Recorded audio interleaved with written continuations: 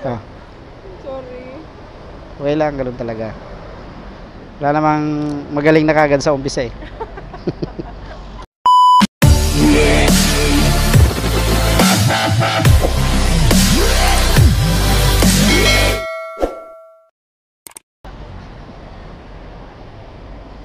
Basta ganitong mga ano, mabilis ko maalaman yan. Halimbawa, pagitan ng Juan Ayala saka ano, alam na namin yun. Ah, Doon yung Juan Ayala Mall na yun, doon man daw. kaya pala. Ay!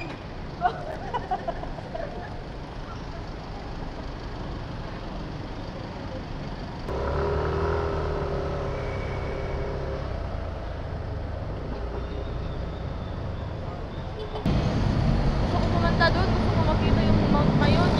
Hindi kayo dumadaan doon? Nag-aeroplano kasi kami.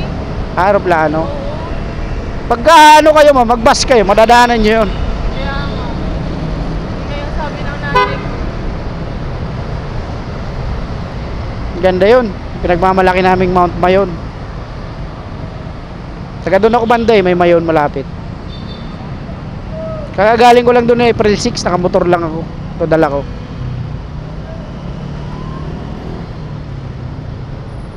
Di may motor ka doon sa inyo, ma'am? Oo, meron.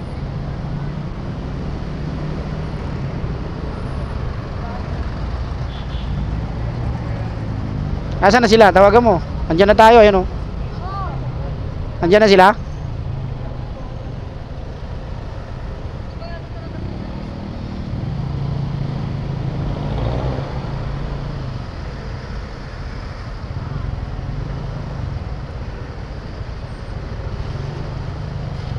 Kaumay.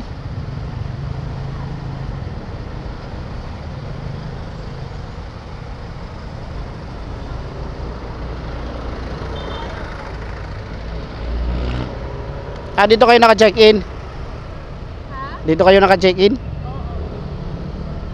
Marami kami dyan. Mga taga-ano lahat. Taga-Leyte. Mga Leyte lang.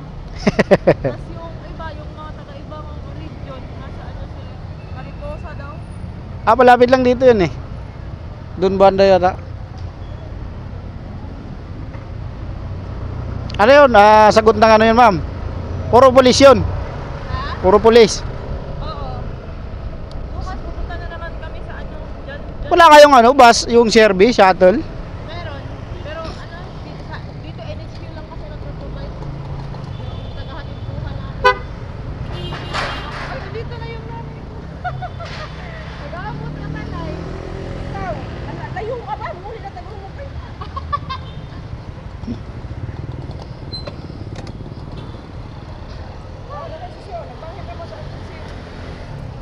Salamat kayo ha.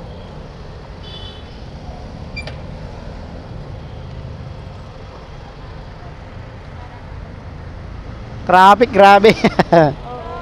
Sige, ma'am.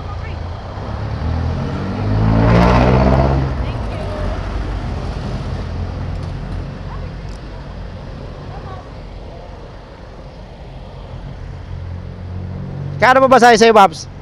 Magkano pa masahe sa'yo? Ha? 200? 198 sa akin eh. 198.